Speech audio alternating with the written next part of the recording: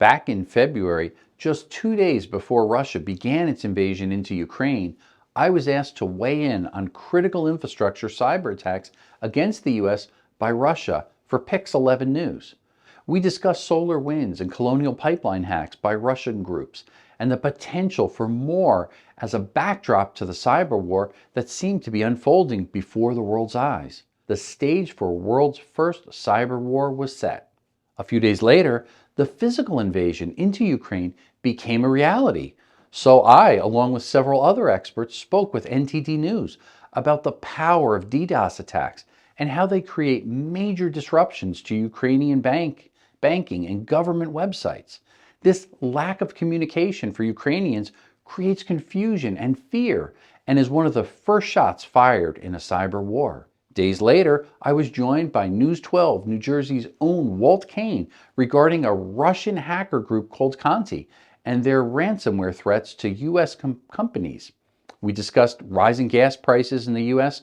due to critical infrastructure cyber attacks as a distinct possibility, but also the bilateral nature of cyber warfare and how Russia was now being targeted by groups like Anonymous. The following week, I went into more details on international hacking groups like Anonymous on my weekly podcast, Cyber Coast to Coast.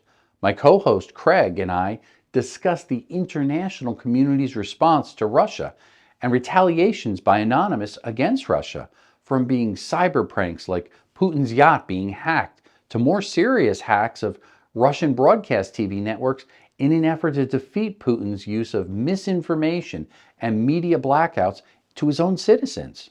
As the Biden administration continued to urge public and private U.S. sectors to harden their cybersecurity defense against possible Russian attacks, I appeared on NTD News espousing the importance of multi-factor verification and offline backups for all data.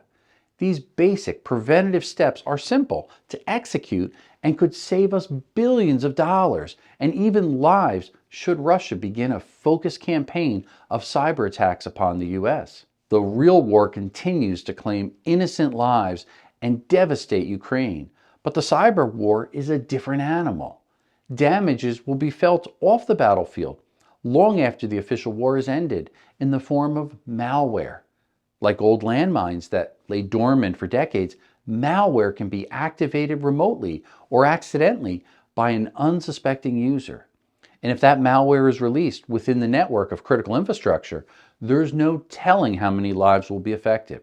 We cannot dodge a bullet or missile attack, but basic cybersecurity practices still hold up to defend us against cyber attacks. Back up your data to several locations, including offline. Set up multi-factor authentication through all of your account logins and create strong passwords that cannot be cracked by hackers. Make sure that all of your devices, firmware, and operating systems have the latest security patches installed. For more tips and videos, visit my website. Stay safe.